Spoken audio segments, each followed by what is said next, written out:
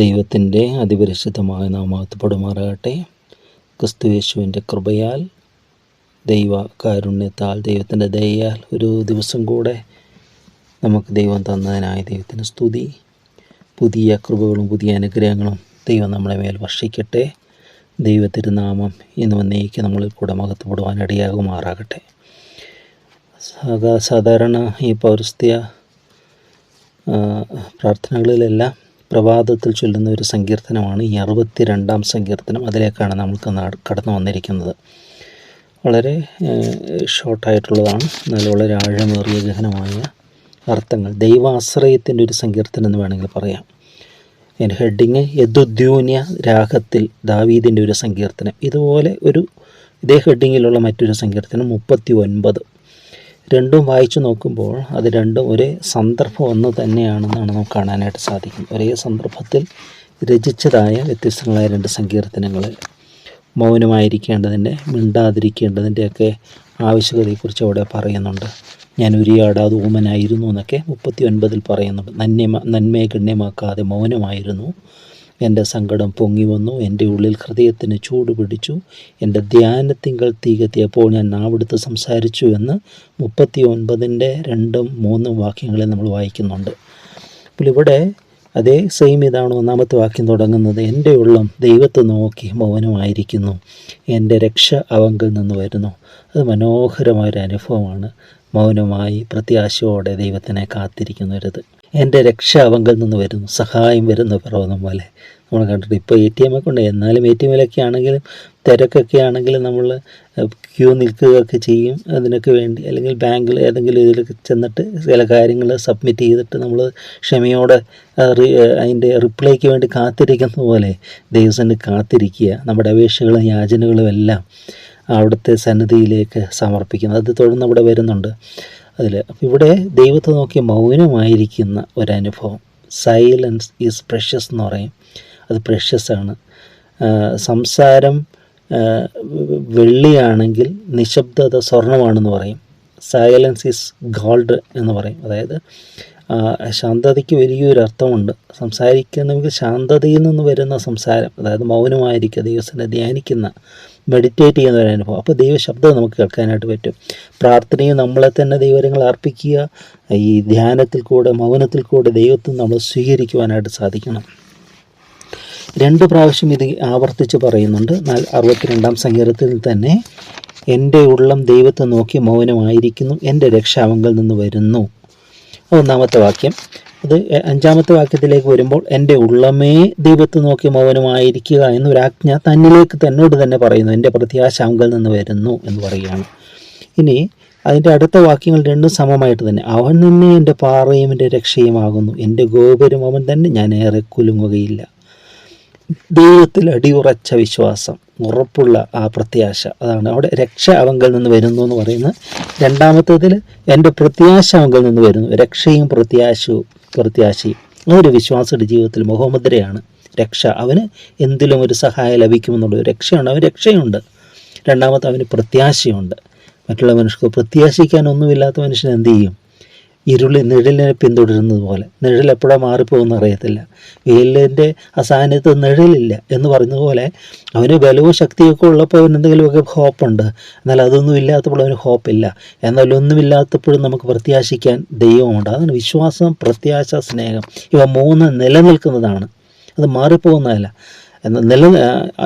ഇവയിൽ ഏറ്റവും വലുതോ സ്നേഹമാണ്. സ്നേഹത്തിൻ്റെ പൂർത്തീകരണം ദൈവത്തിൽ കാണുക. പിന്നെ വിശ്വസിക്കുകയും പ്രത്യാശിക്കേണ്ട ആവശ്യമില്ല. ദൈവത്തിൽ തന്നെ നമ്മൾ ലയിച്ച് ചേരുകയാണ്. മുഖാമുഖം കാണുന്ന ഒരു അനുഭവം. അപ്പോൾ ഇവിടെ തോന്നുന്നു പറയുക, അവൻ തന്നെ എൻ്റെ ഗോപുരം, എൻ്റെ പാറ, അവൻ്റെ രക്ഷയുമാണ്, എൻ്റെ ഗോപുരം അവൻ തന്നെ, ഞാൻ ഏറെ കുലുങ്ങുകയില്ല. ഈ അമരത്ത് നങ്കൂരമിട്ട് തീരത്തൊക്കെ നങ്കൂരമിട്ട് കേട്ടിരിക്കുന്ന കപ്പലിനെ കണ്ടിട്ടുണ്ട്. കപ്പൽ ആടിക്കൊണ്ടിരിക്കും, പക്ഷേ അത് മാറിപ്പോകത്തില്ല, അനങ്ങിപ്പോകത്തില്ല. അതിന് ഇളക്കമൊക്കെ തട്ടും. ഇങ്ങനെ തിരകളൊക്കെ വരുമ്പോൾ ഇങ്ങനെ ഇളകിക്കൊണ്ടിരിക്കും, പക്ഷേ അതൊരിക്കലും ഓടുന്ന് മാറിപ്പോകത്തില്ല. നങ്കൂരമിട്ടിരിക്കുക എന്ന് പറഞ്ഞ പോലെ പ്രശ്നങ്ങളൊക്കെ വരുമ്പോൾ നമ്മൾ അസ്വസ്ഥമാക്കുമ്പോൾ നമുക്ക് ഒരിക്കലും അതിനെ നമ്മളെ ജയിക്കാനായിട്ട് കഴിയാത്തവണ്ണം നമ്മുടെ സംഖ്യ അത് ഉറപ്പുള്ളതാണ്. മറ്റുള്ളവരെ കുറിച്ച് പറയാം, നിങ്ങളെല്ലാവരും ചാഞ്ഞ മതിലും ആടുന്ന വേലിയും പോലെ. ഒരു മനുഷ്യനെ കൊല്ലേണ്ടതിന് എത്രത്തോളം അവനെ ആക്രമിക്കും, അവൻ്റെ പദവിയിൽ നിന്ന് അവനെ തള്ളിയിടുവാൻ അത്ര അവൻ നിരൂപിക്കുന്നത്. അവർ ഭോഷ്കിൽ ഇഷ്ടപ്പെടുന്നു, വായ കൊണ്ട് അവർ അനുഗ്രഹിക്കുന്നു, എങ്കിലും മുണ്ടം കൊണ്ട് അവർ ശപിക്കുന്നു. പീസാ ഗോപുരം പോലെ ചാഞ്ഞ ഗോപുരം അല്ല, അതിനകത്തൊന്നും അത് ചാഞ്ഞുകൊണ്ടിരിക്കുക എന്ന് പറയുന്നത്. ഇവിടെ ഒരു ചായുന്ന മതിലിൻ്റെ അടുത്ത് മാറിപ്പോകണം. ഈ ഇടയ്ക്കെല്ലാം ടി വിയിൽ വന്ന ഒരു വാർത്തയുണ്ട്, ഒരു കുട്ടി നടന്നു പോകുമ്പോൾ പെട്ടെന്ന് ഈ പ്രളയകാലത്താണ്, ഒരു കുട്ടി മഴക്കാലത്ത് നടന്നു പോകുമ്പോൾ പെട്ടെന്ന് സൈഡിൽ നിന്ന് ഒരു മതിലിങ്ങനെ ഇടിഞ്ഞു വീഴുക. ആ കുട്ടി ആ ശബ്ദം കേട്ട് അത് രക്ഷപ്പെട്ടു. കുറച്ചും കൂടി ചെന്നിട്ട് മതിൽ മുഴുവൻ ആ കുട്ടിയുടെ അത് ചാഞ്ഞുകൊണ്ടിരിക്കുന്ന ഒരു ഇതിൽ നിന്ന് നമ്മൾ മാറിപ്പോകണം. അതുകൊണ്ടാണ് നിങ്ങളൊരു മറ്റുള്ള പറയുകയാണ്, മനുഷ്യരുടെ ആശ്രയമാണ്, അത് ചാഞ്ഞു പോകുന്ന നിഴലാണ്, ചാഞ്ഞു പോകുന്ന ചാഞ്ഞ മതിലാണ്, അത് എപ്പോഴാണ് വീഴുന്നതെന്ന് അറിയത്തില്ല, എന്തെങ്കിലുമൊക്കെ അപകടങ്ങൾ സംഭവിക്കും. അതുകൊണ്ട് മനുഷ്യനെ ആശ്രയിക്കരുത്, മറ്റുള്ളവരെ ആശ്രയിക്കരുത് എന്നാണ് പറയുന്നത്. അവർ ഫോഷ്കിൽ ഇഷ്ടപ്പെടുന്നു, അപ്പോൾ അവർ എതിരാളികളായിട്ട് മാറുന്നു. ഇവിടെ പറയാം, അവർ ഫോഷ്കിൽ ഇഷ്ടപ്പെടുന്നു, വായ കൊണ്ട് അവർ അനുഗ്രഹിക്കുന്നുവെങ്കിൽ ഉള്ളം കൊണ്ട് അവർ ശപിക്കുന്നു. ഡബിൾ നേച്ചർ എന്ന് പറയും.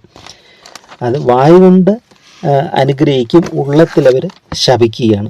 എന്തോ ഒരു കാഠിന്യമേറിയ ഒരു അനുഭവമാണ് അവിടെ എന്ന് പറയുന്നത്. ഈ നീതിമാനെതിരെയുള്ള ശത്രുവിൻ്റെ ഏറ്റവും വലിയ ആയുധമാണ് മുഖസ്തുതി എന്ന് പറയുന്നത്. മുഖസ്തുതി പറയുക എന്ന് പറയും, വെറുതെയാണ്. എന്നാൽ പ്രതികൂലമാകുമ്പോൾ അവർ ഉപദ്രവിക്കും, അവർ തെറ്റായ വാക്കുകൾ പറയും, കണ്ടോ അവനങ്ങനെ വരണം, അങ്ങനെയൊക്കെ വരത്തുള്ളൂ, അവൻ്റെ കയ്യിൽ അങ്ങനെ വിരുദ്ധമായിട്ട് പറയും. എന്നാൽ നന്മകൾ വരുമ്പോൾ വെറുതെ മുഖസ്തുതി പറയും.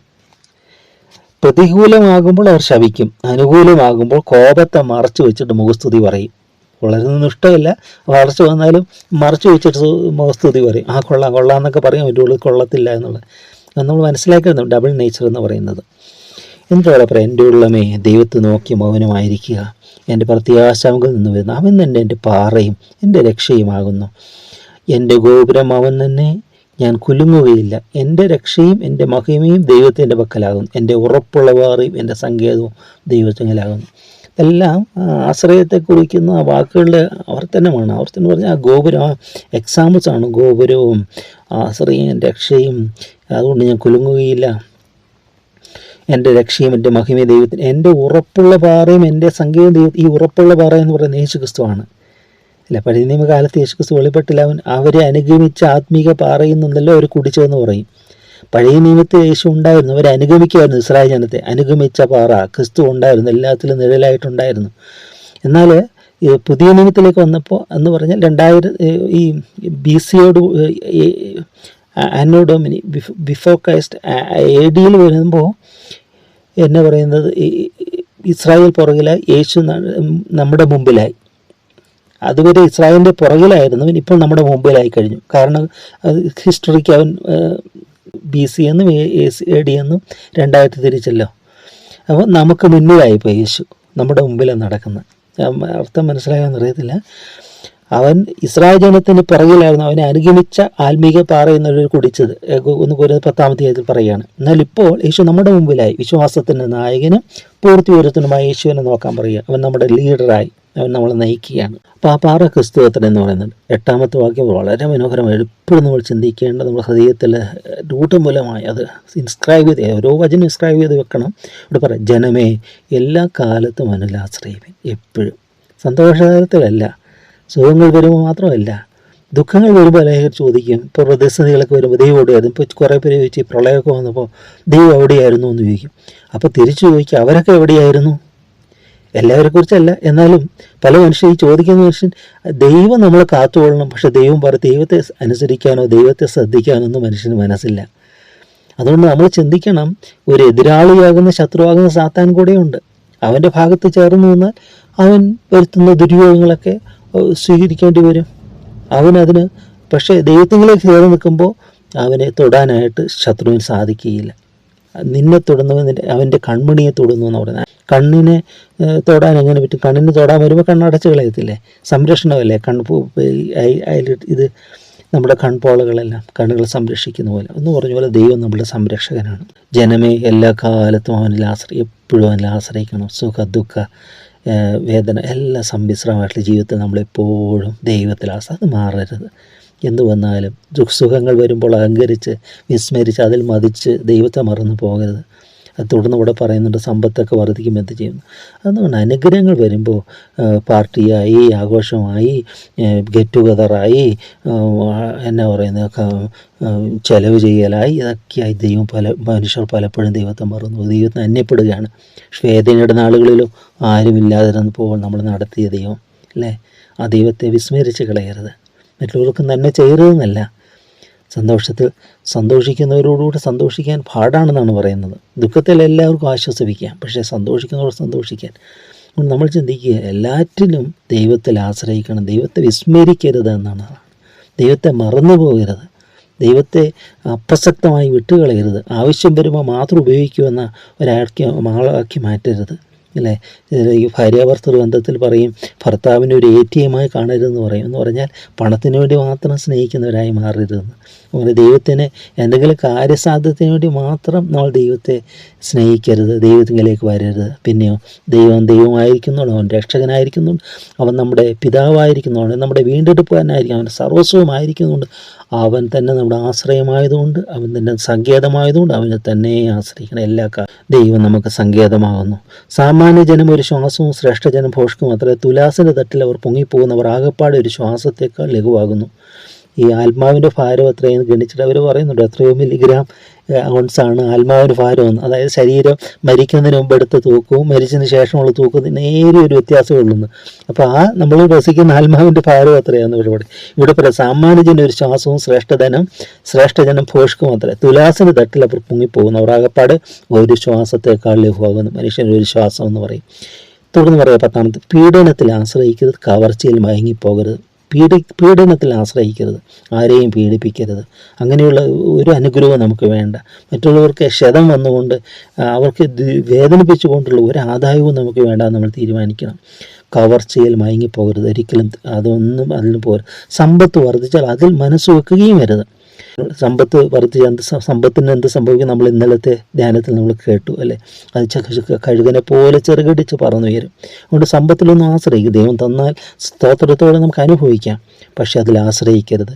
ബലം ദൈവത്തിനുള്ളതെന്ന് ദൈവം ഒരിക്കൽ അരുളി ചെയ്തു, ഞാൻ 2 പ്രാവശ്യം കേട്ടുമിരിക്കുന്നു. കാതിൽ കൂടെ കേട്ടാൽ മാത്രം പോരാ, ഹൃദയത്തിൽ കൂടെ കേൾക്കുന്നതാണ് 2 പ്രാവശ്യം കേൾക്കുക. ഹൃദയത്തിൽ അത് നമ്മൾ ഉൾക്കൊള്ളുക, അതാണ് 2ാമത്തെ കേൾവി എന്ന് പറയുന്നത്. ചെവി വെച്ച് കേട്ടു, പക്ഷെ അത് ഹൃദയത്തിൽ ഉൾക്കൊള്ളുക. എല്ലാവരും സദ്വർത്തമാനം കേട്ടവരാണ്, പക്ഷെ എല്ലാവരും കനാലിൽ പ്രവേശിച്ചില്ല. കേട്ടതുകൊണ്ട് പ്രയോജനമില്ല, കേട്ടതിൽ വിശ്വാസമായി പരിണമിക്കണം. അതാണ് 2 പ്രാവശ്യം കേൾക്കുന്നത്. കേട്ടത് നമ്മുടെ ജീവിതത്തിൽ അത് വിശ്വാസമായി പരിണമിക്കണം. കർത്താവേ, ദയയും നിനക്കുള്ളതാകുന്നു, നീ ഓരോരുത്തരും അവനവൻ്റെ പ്രവർത്തിക്കത്തക്കവണ്ണം പകരം നൽകുന്നു. ദൈവത്തിൻ്റെ ദയ അവന് ഓരോരുത്തരും അവൻ്റെ പ്രവർത്തിക്കത്തക്കവണ്ണം പകരം നൽകുന്ന ദൈവം. നല്ല ഈ ദൈവത്തെ നോക്കി നമുക്ക് എൻ്റെ ഉള്ളം ദൈവത്തെ നോക്കി മൗനമായിരിക്കുന്നു എന്ന് പറയാം. അസ്വസ്ഥമാകുമ്പോൾ നമുക്ക് നമ്മുടെ ഉള്ളത്തോട് പറയാം, എൻ്റെ ഉള്ളമേ ദൈവത്തെ നോക്കി മൗനമായിരിക്കാനും പറയാം. 2 ഒന്ന് പറയാൻ സാധിക്കണം, എൻ്റെ ഉള്ളം ദൈവത്തെ നോക്കി മൗനമായിരിക്കുന്നു, എൻ്റെ രക്ഷാവങ്കിൽ നിന്ന് വരുന്നു. പ്രശ്നങ്ങളുടെ നടുവിൽ മാർത്തയെ പോലെ പലതിനെ ചൊല്ലി വിചാരപ്പെട്ട് മനം കലങ്ങിയിരിക്കാനല്ല, മറിയെപ്പോലെ നല്ല അംശം സ്വീകരിക്കാൻ, ദൈവവചനം സ്വീകരിക്കാൻ, ദൈവത്തിൻ്റെ പാതയെടുത്തെങ്കിൽ ക്ഷമയോടെ കാത്തിരിക്കാൻ, ദൈവത്തിലേക്ക് നോക്കാൻ സാധിക്കണം. അപ്പോൾ നമുക്ക് പറയാം, എൻ്റെ ഉള്ളം ദൈവത്തെ നോക്കി മൗനമായിരിക്കുന്നു. ഇനി പ്രശ്നങ്ങൾ വരുമ്പോൾ നമുക്ക് നമ്മളോട് തന്നെ പറയണം, നമ്മുടെ ഉള്ളത്തോട് പറയണം. 5ാമത്തെ വാക്യത്തിൽ പോലെ, എൻ്റെ ഉള്ളമേ ദൈവത്തെ നോക്കി മൗനമായിരിക്കുക, എൻ്റെ പ്രത്യാശ അവങ്കിൽ നിന്ന് വരുന്നു. മൗനമായിരിക്കാൻ പറയണം. എൻ്റെ ആത്മാവിനെ ഞാൻ താലോലിച്ച് മിണ്ടാതാക്കിയിരിക്കുന്ന അമ്മയുടെ അടുക്കൽ മുലകുടി മാറിയ കുഞ്ഞിനെ പോലെ എന്ന് സങ്കീർത്തനത്തിൽ ദാവീദ് പറയുന്നുണ്ട്. നമ്മുടെ സോൾ എല്ലാം ശാന്തമായ ദിവസം കാത്തിരിക്കാനും ദൈവത്തിലേക്ക് നോക്കാനും നമുക്കിടയാകട്ടെ. ദൈവമാണ് നമ്മുടെ എല്ലാം. അവൻ നമ്മളൊരിക്കലും മാറാത്ത ഉറ്റമിത്രമായി നമ്മുടെ പാറയ സങ്കേതം എല്ലാമായി മാറട്ടെ. മനുഷ്യരിൽ ചാഞ്ഞു പോകുന്ന മതിൽ പോലിരിക്കുന്ന മനുഷ്യരിൽ ആശ്രയിക്കേണ്ട ദൈവത്തിൽ മാത്രം നമുക്ക് ആശ്രയിക്കാം. നന്ദിയോടെ സ്തോത്രപ്പാ, തുടർന്ന് ഞങ്ങളുടെ എല്ലാം ആയിരിക്കണമേ. എല്ലാ കാലത്തും ഞങ്ങളിൽ ആശ്രയിക്കട്ടെ അപ്പാ. ആവശ്യങ്ങളിൽ മാത്രമല്ല, എപ്പോഴും നീ ഞങ്ങളുടെ എല്ലാമായി ഞങ്ങളോട് കൂടെ ഇരിക്കണമേ. ക്രൂശ് ഞങ്ങൾക്ക് വേണ്ടി ജീവൻ നിന്ന് ഞങ്ങളെ വീണ്ടെടുത്ത നിത്യസ്നേഹമേ, ആശ്ചര്യസ്നേഹമേ, ആ സ്നേഹത്തെ സമ്പൂർണ്ണമായി ഞങ്ങൾ ആശ്രയിക്കുന്നപ്പാ. ഇതൊരിക്കലും മാറാത്ത ഇളകാത്ത പാറയായിരിക്കാൻ ഞങ്ങൾ നിങ്ങൾ സങ്കേതപ്പെടുന്ന കർത്താവേ. ഞങ്ങൾക്ക് ഞങ്ങളുടെ ആവശ്യങ്ങളും ആശ്രയങ്ങളും എല്ലാം ഞങ്ങളുടെ ഹൃദയം നിന്റെ മുന്നിൽ പകരുന്നവരായിരിക്കട്ടെ. എല്ലാം നിൻ്റെ സന്നിധിയിലേക്ക് പകർന്ന് നിന്നെ ആശ്വാസം പ്രാപിക്കുന്നവരായി മാറട്ടെ. ഇതുവരെ നടത്ത എല്ലാ കൃപകൾക്കായ സ്തുതി മഹത്വത്തോടെ മാത്രം എടുക്കണം. പിതാവിൻ്റെയും പുത്രൻ്റെയും പരിശുദ്ധാത്മാവിന്റെ നാമം മഹത്വപ്പെടുവാനായിട്ട് തന്നെ. ആമേൻ.